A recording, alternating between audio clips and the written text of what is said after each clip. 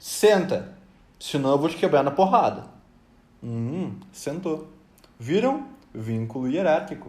Sem comida, sem petisco, sem nada. Isso é adestramento de verdade.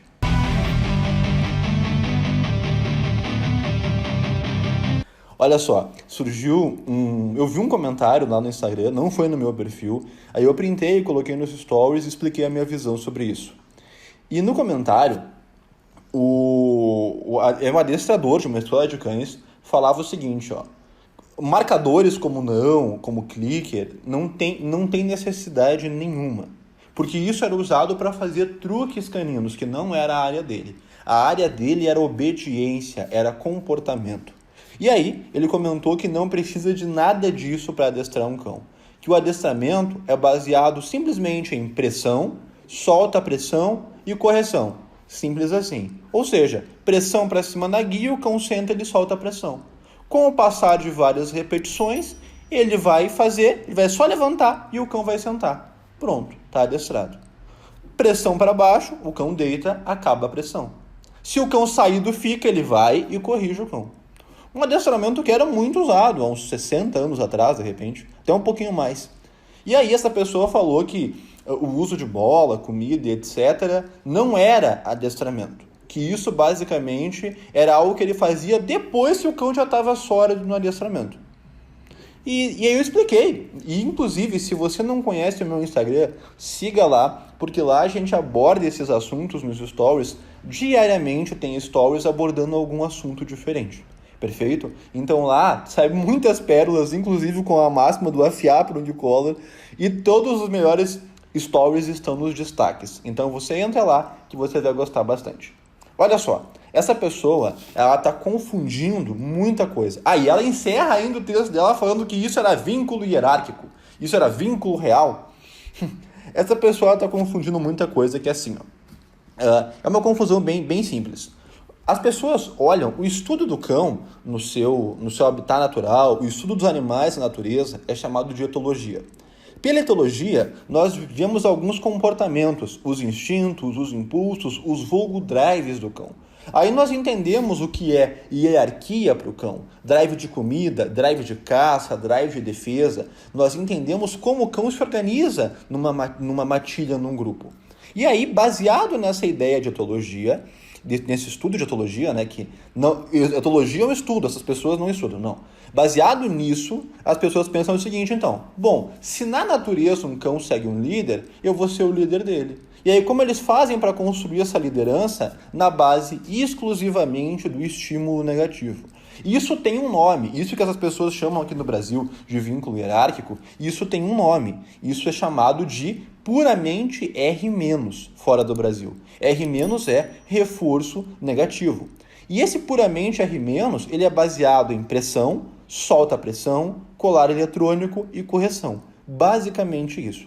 E não me entenda mal, eu não estou falando aqui que eu acredito num adestramento puramente positivo, que é outro extremo. Não. O que eu estou falando é que o estímulo negativo ele tem sim o seu papel na mudança comportamental e no desenvolvimento da obediência. Entretanto, as pessoas ignoram completamente outra área do estudo, que é o behaviorismo. A pronúncia está ruim, mas basicamente é o desenvolvimento, o entendimento da psicologia, tá? Para o aprendizado e o desenvolvimento de novos comportamentos no cão. E sim, existe vínculo hierárquico. O que é o vínculo hierárquico na minha visão? O vínculo hierárquico é o cão me ver como seu líder. A pessoa que lidera, que dá comandos, que direciona. Tudo que o cão quer dentro de uma matilha, o nosso cão é doméstico, ele não nasceu para liderar. Tudo que ele quer é alguém que lhe direcione. Ele quer isso, ele quer que o tempo inteiro alguém diga o que ele tem que fazer. Para onde ele pode ir, para onde ele não pode, o que ele faz agora, o que ele faz depois. Isso dá segurança para o cão. Só que a ideia de vínculo hierárquico, ela se confunde muito no Brasil com o exclusivamente R-, o exclusivamente reforço negativo. Tá? Vínculo hierárquico se constrói quando o cão te obedece, como ele entende que você é o líder dele, mas não necessariamente que você precisa construir isso na base da pancadaria. Você pode chegar a esse estado por outros meios. E qual que é o meio que eu acredito? Todo aprendizado de novo comportamento, todo aprendizado de obediência é pela via positiva. E quanto mais positivo isso for para o cão, melhor. por mais que esse pressão e solta pressão seja algo ruim para o cão, quando solta a pressão é algo positivo, mas não está nem um pouco comparado com um reforço positivo de verdade. Na natureza, o cão aprende por meio do reforço positivo. Isso que eu acho estranho, porque as pessoas que têm essa ideia errada, elas se julgam que avaliaram o cão na natureza, mas não entendem como o cão aprende na natureza. Então, por exemplo, se um cão ele está passando e ele vê um coelho, e ele corre atrás do coelho e ele come o coelho, e aquele coelho estava saindo de uma árvore, ele vai aprender que de árvores saem coelhos. E assim por diante. O cão chega na nossa casa, eu coloco ele no quarto, ele pula, ele arranha, alguém abriu a porta. Abrir a porta é positivo, ou seja, ele começa a desenvolver os comportamentos.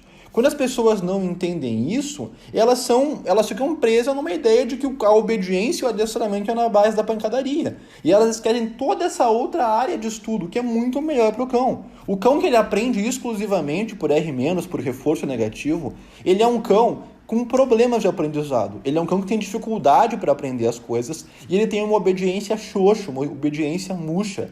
Tanto que o máximo que essas pessoas conseguem fazer com um cão baseado em R- é um cão tranquilo. É um cão controlado e educado, como eles dizem. Não, ele é um cão apático. Ele está do lado porque ele sabe que se ele sair ele vai tomar correção. Ou seja, ele está ali por medo. E ainda tem um orgulho de falar que isso é vínculo real. Pô, que vínculo real? O cão é um prisioneiro. Um prisioneiro da pior espécie, um escravo, né? Se ele tentar fugir, ele apanha. Se ele sair, ele apanha. Se ele pular, ele apanha. Tudo ele apanha. A maneira como se desenvolve a obediência e os comportamentos numa ideia moderna de adestramento se baseia no uso do positivo no início. Primeiro, o cão vai aprender tudo o que ele precisa por uma via positiva. Pode ser carinho, pode ser comida, pode ser bola. Depois disso, aí o cão ele já sabe, ele já tem um vínculo comigo, vou separar isso aqui, ele já sabe o que ele quer, e se ele escolher que ele não quer fazer, aí sim ele recebe um estímulo negativo. Mas eu não estou ensinando para ele. Não, ele já sabe. E se ele já sabe, aí ele recebe. Mas entendeu que eu tenho um saldo de uso positivo muito maior do que o negativo? E isso não abaixa o cão, não deixa o cão frustrado e triste e de rabinho baixo de andar do seu lado porque ele aprendeu na pancadaria aquilo ali? Não. E paralelo a isso, eu também tenho o vínculo. Só que o vínculo homem-cão, ele é muito mais do que dar pancada no cão para ele te obedecer. O vínculo homem-cão é algo de 30, 40 mil anos atrás, onde o cão quer ser liderado por você. Só que ele não quer viver apanhando de você. Então, se eu consigo desenvolver atividades ao longo do meu dia que constroem vínculo, a alimentação. Quando eu alimento meu cão, eu construo vínculo. O cão dormir no meu quarto, numa caixa de transporte, constrói vínculo. A atividade que mais constrói vínculo no mundo dos cães, caminhada. Eu pegar o filhotinho e ele me seguir no campo. Mais pra frente ele tá andando do meu lado. Isso constrói vínculo real. O cão trabalhar com você. Eu posso transformar o jogo de bola em um trabalho para o cão. Eu posso transformar uma sessão de obediência com comida e bola em um trabalho para o cão. Eu posso fazer treinos de faro com o cão que o cão ama. Isso é um trabalho, é uma obediência motivacional. Onde eu chego num momento onde eu tenho um vínculo hierárquico que o cão tá sem guia, sem coleira, eu tô sem bola, sem comida, sem nada. E eu falo, ele obedece. E isso é chamado de reforço, de reflexo condicionado. O adestramento visa padronizar os comportamentos do cão, que eu chamo de educação, e visa chegar em uma obediência de resposta rápida. A obediência de resposta rápida é um reflexo condicionado. Eu falo e o meu cão obedece, independente de eu ter estímulos e reforços ou não. Só que as pessoas elas não querem entender isso, muitas pessoas dessa área, e trazer alternativas para as pessoas. Elas querem baseado na pancadaria, porque elas acreditam que assim é o melhor. E aí tem uma frase que mudou a minha visão sobre cães, que é: no seu mundinho, você é incrível. Mas fora desse seu mundinho, o que você é? Basicamente, até comentei no Instagram, essas pessoas que baseado puramente em estímulo negativo e em pancadaria, elas não mostram um cachorro. Repara que elas não mostram. Se você pedir para ver, cara, me mostra um cachorro que você treinou do zero, só você, a pessoa não vai mostrar, pode até te bloquear. Por quê? Porque no máximo que ela vai mostrar é o cachorro deitado. No máximo. Ou quando mostra jogando bolinha. Claro, aí jogar bolinha é algo motivacional pro cão, é caça, né? Agora desenvolver uma obediência, titular o cão em uma prova de obediência em alguma coisa, não, longe, muito longe disso. É claro que todas essas metodologias funcionam e chegam a algum resultado. Mas se eu posso chegar num resultado melhor, e se eu posso fazer essa jornada ser mais prazerosa para o cão entender que é mais lucrativo para ele querer me obedecer, é muito melhor. Eu tenho uma relação muito mais leve com o meu cão. Imagina você chegar para fazer uma aula de obediência com o seu cão, um filhotinho, e ele está querendo, ele está feliz em fazer a aula com você. Você chegar para jogar bola, para passear, para treinar. E isso foi um dos motivos que eu fui saindo dessa ideia de adestramento tradicional e comecei a entender, a procurar novos conhecimentos. Tá, como que eles fazem na Alemanha, no berço canino do mundo? Com que método que eles usam hoje? E aí você vê, por exemplo, Coronel Konrad Most, que em 1912 já falava sobre o aprendizado ser associativo com o impulso de presa, com a caça, com a bola.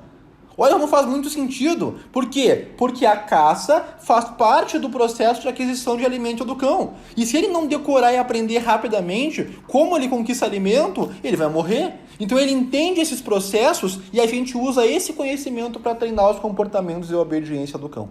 Então, existem caminhos melhores do que dar porrada no cão o tempo todo. Lembrando que o estímulo negativo sim tem o seu espaço no adestramento, mas não como base. O adestramento ser a base do comportamento ser pancadaria. Assim como a base do comportamento não é só reforço positivo também. A base do comportamento é o cão entender que, gerando aqueles comportamentos, ele agrada o seu líder justo. O líder justo é o que está ali, é o que direciona, é quem o cão gosta de estar junto.